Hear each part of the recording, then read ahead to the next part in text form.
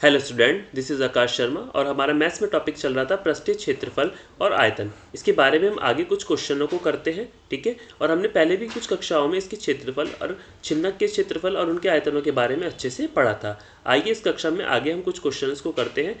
Board Q&S के क्वेश्चनों को हम इसमें आगे सॉल्व करेंगे। अब देखिए क्वेश्चन नंबर आपको 3 दिया हुआ है।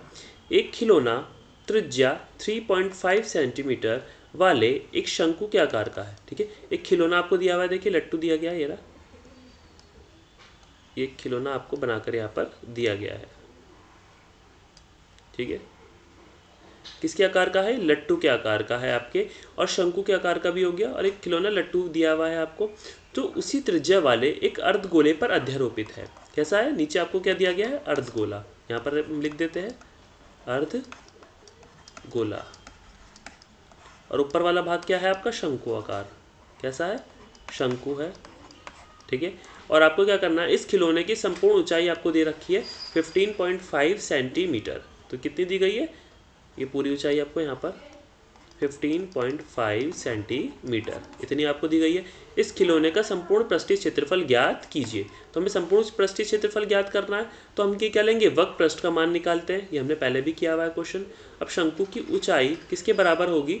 3.5 सेंटीमीटर आपको दी गई है, त्रिज्या आपको दी गई 3.5, और ऊंचाई कैसे निकालेंगे आप? 15.5 में से आप इसकी त्रिज्या को लेस कर देंगे तो आपका आ जाएगा 12 सेंटीमीटर शंकु की ऊंचाई, ठीक है। और आपको क्यों दिया हुआ है? यहाँ पे 3.5 दी हुई है आपको सेंटीमीटर की ऊंचाई की। किसकी दी गई है? अर्धगोले की। तो आप शंकु में से अर्धगोले की ऊंचाई को लेस कर देंगे तो आपकी कौन सी शंकु की ऊंचाई निकल के आएगी? 12 सेंटीमीटर। अब अर्धगोले की ऊंचाई कितनी है? 3.5 सेंटीमीटर। अब शंकु की त्रियक ऊंचाई क्या है? L। अब आपने निकाल लिया r² + h², आपने इसका अंडर रूट किया, ठीक है। 3.5 का स्क्वायर और 12 का स्क्वायर क्या है आपका? अंडर रूट 12.25 + 144 क्या है यहाँ पर? 156.25 का अंडर रूट क्या आ गया? 12.5 आपका यहाँ पर इसका आंसर आ गया, ठीक है। अब खिलौने का संपूर्ण पृष्ठीय क्षेत्रफल क्या होता है? शंकु का पृष्ठीय क्षेत्रफल और अर्धगोले का पृष्ठीय क्षेत्रफल। तो वर्ग पृष्ठीय क्षेत्रफल लेना है, सर्कमफ्रेंस एरिया लेना है इन दोनों का, तो हमारा आ जाता है संपूर्ण पृष्ठीय क्षेत्रफल। तो πr_l किसका हो गया? शंकु का पृष्ठीय क्षेत्रफल, वर्ग पृष्ठीय क्षेत्रफल, और अर्धगोले का वर्ग पृष्ठीय क्षेत्रफल क्या होता है? 2πr²। अब पाई का मान 22/7 इसमें रख लिया, r हम रख लिया 3.5 और l हमने रख लिया 12.5। आपको दिया हुआ था, हमने निकाला है l यहाँ पर, गिरा l का मान क्या आया था? 12.5। अब 2πr², तो 2 पाई का मान 22/7 और r क्या है आपको? 3.5, इसका स्क्वायर। तो क्या आ गया? 137.5 + 77। इतना समझ में आया? ये क्या हो गया आपका? 214.5 सेंटीमीटर स्क्वायर।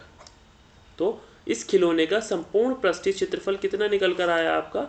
572 सेंटीमीटर स्क्वायर, ठीक है। ये सब आपने अच्छे से सीखा। अब नेक्स्ट क्वेश्चन देखते हैं। क्वेश्चन नंबर आपको दिया गया है, देखते हैं। क्वेश्चन नंबर आपको 8 दिया हुआ है यहाँ पर, ठीक है। ऊंचाई 2.4 सेंटीमीटर और व्यास 1.5 सेंटीमीटर वाले एक ठोस बेलन में से इसी ऊंचाई और इसी व्यास वाला एक शंक्वाकार खोल कैविटी काट लिया जाता है। शेष बचे ठोस का निकटतम वर्ग सेंटीमीटर तक पृष्ठीय क्षेत्रफल ज्ञात कीजिए। क्या करना है? पृष्ठीय क्षेत्रफल ज्ञात करना है। तो दिया है शंक्वाकार भाग की ऊंचाई बराबर क्या है? बेलनाकार भाग की ऊंचाई के बराबर है। कितनी है? 2.4 सेंटीमीटर। कितनी है? 2.4 सेंटीमीटर। इतना समझ में आया? और बेलनाकार भाग का व्यास आपको दिया हुआ है 1.4 सेंटीमीटर। इतना आपको समझ में आया? अब बेलनाकार भाग की त्रिज्या r कितनी दी गई है आपकी? व्यास 1.4 है तो त्रिज्या कितनी निकल कर आ गई? 0.7, ठीक है, मीटर।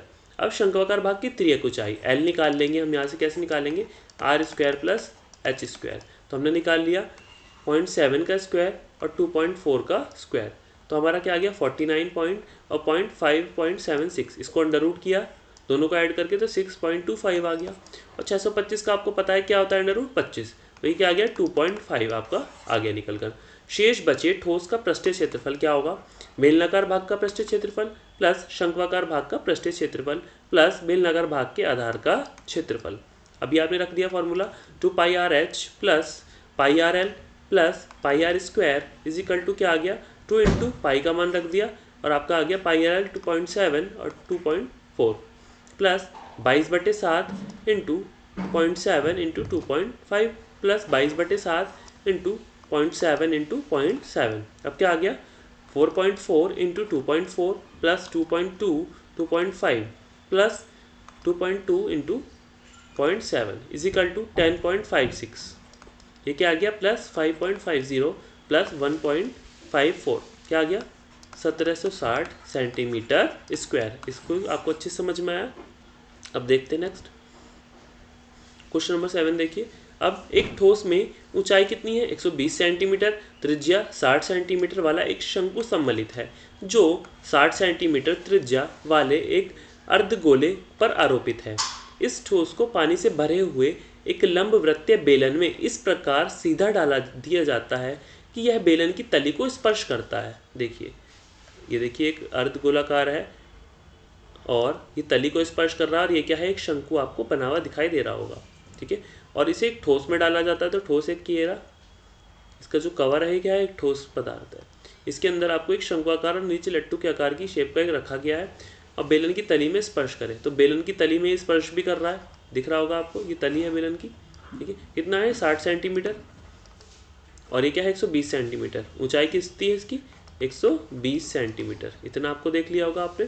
अब क्या कह रहे हैं यदि बेलन की त्रिज्या 60 सेंटीमीटर और ऊंचाई 180 सेंटीमीटर है, ठीक है, तो बेलन में शेष बचे पानी का आयतन ज्ञात कीजिए। अब क्या करना है अर्धगोलाकार भाग की त्रिज्या क्या है शंक्वाकार भाग की त्रिज्या बराबर बेलनाकार भाग की त्रिज्या। सबकी त्रिज्या को कितनी दी गई है 60 सेंटीमीटर, कितनी गई है 60 सेंटीमीटर। अब बेलनाकार भाग की ऊंचाई h1 कितनी दी गई है 180 सेंटीमीटर। शंक्वाकार भाग की ऊंचाई आपको दी गई है 120 सेंटीमीटर और आपको बेलन में शेष बचे पानी का आयतन निकालने के लिए क्या फॉर्मूला लगाना है बेलन का आयतन में से आप क्या लेस कर देंगे अर्धगोलाकार भाग का आयतन प्लस शंक्वाकार भाग का आयतन। तो आयतन में से हमें आधा आयतन नहीं लेना होता है, आयतन हमें पूरा लेना होता है और दोनों को आयतन में से हम बड़े वाले आयतन को लेस कर देंगे तो हमारा शेष बचे पानी का आयतन उसमें से आ जाता है। अब हम बेलन का आयतन क्या होता है πr² होता है, अर्धगोले भाग का आयतन क्या होता है 2/3 πr³ होता है प्लस और शंक्वाकार भाग का 1/3 πr²h। तो ये क्या आ गया पाई 60 का स्क्वायर इंटू 180 माइनस 2/3 पाई 60 की क्यूब प्लस 1/3 पाई 60 का स्क्वायर इंटू 120, इतना आपको पता चला। तो क्या आ गया पाई 60 स्क्वायर 180 माइनस 40 प्लस 40, ये आ गया 22/7 60 इंटू 60, ये पाई का मान रख लिया 22/7 यहाँ पर हमने और 100, तो क्या हो गया 1131428.147 सेंटीमीटर क्यूब। इसको मीटर में चेंज कर लिया तो हमने 1000 से इसमें डिवाइड कर दिया तो आ गया 1.131 मीटर क्यूब। ये क्या आ गया इसका आंसर। अब देखिए नेक्स्ट क्वेश्चन। एक गोलाकार कांच के बर्तन की एक बेलन के आकार की गर्दन है। कैसी है गर्दन, कैसी है उसकी बेलन के आकार की। ये आपको एक पॉट दिखाई दे रहा होगा कांच का, इसकी गर्दन कैसी है बेलनाकार। ठीक है, कि किसकी लंबाई कितनी है 8 सेंटीमीटर, कितनी है 8 सेंटीमीटर इसकी लंबाई दी गई है और व्यास कितना है इसका 2 सेंटीमीटर, कितना है 2 सेंटीमीटर। जबकि गोलाकार भाग का व्यास कितना है 8.5 सेंटीमीटर। तो इसका व्यास तो हो गया तो इसकी त्रिज्या क्या हो गई 4.25 सेंटीमीटर। इसमें भरे जा सकने वाले पानी की मात्रा माप ज्ञात कर एक बच्चे ने ज्ञात किया कि बर्तन का आयतन 345 सेंटीमीटर क्यूब है। जांच कीजिए कि बच्चे का उत्तर सही है या नहीं। ठीक है, हमें जांच करनी है और यह मानते हुए कि उपरोक्त मापन आंतरिक मापन है या नहीं। यहाँ पाई का मान क्या मानना है 3.14। अब क्या देखना है गोलाकार भाग की त्रिज्या r1 कितनी दी गई है 4.25 सेंटीमीटर। बेलनाकार भाग की ऊंचाई कितनी दी गई है 8 सेंटीमीटर। बेलनाकार भाग की त्रिज्या कितनी गई है 1 सेंटीमीटर। अब बर्तन का आयतन निकालने के लिए हमें गोलाकार भाग का आयतन और बेलनाकार भाग के आयतन को आपस में जोड़ना होगा। ठीक है, इनका योग करना होगा तो 4/3 किसका हो गया गोलाकार भाग का आयतन पाई r³ प्लस 1 पाई r²h हो गया हमारा बेलनाकार भाग का आयतन। अब 4/3 पाई ये आ गया 8.5/2 का क्यूब प्लस पाई 1 का क्यूब स्क्वायर इंटू 8 क्या आ गया 4/3 इंटू 3.14 और क्या आ गया 76.765625 प्लस 8 इंटू 3.14 ये पाई का मान हमने यहाँ पर रख लिया तो क्या आ गया आपका 321.92 के प्लस 25.12 क्या आ गया 346.512 क्या आ गया 346.51 सेंटीमीटर क्यूब। अतः उस बच्चे का उत्तर सही नहीं है। उसका क्या आ रहा है उत्तर आपका देखिए 345 और हमारा उत्तर क्या आ रहा है 346.51 सेंटीमीटर क्यूब। अब नेक्स्ट देखते हैं। देखिए नेक्स्ट क्वेश्चन है मेरा क्वेश्चन नंबर 4।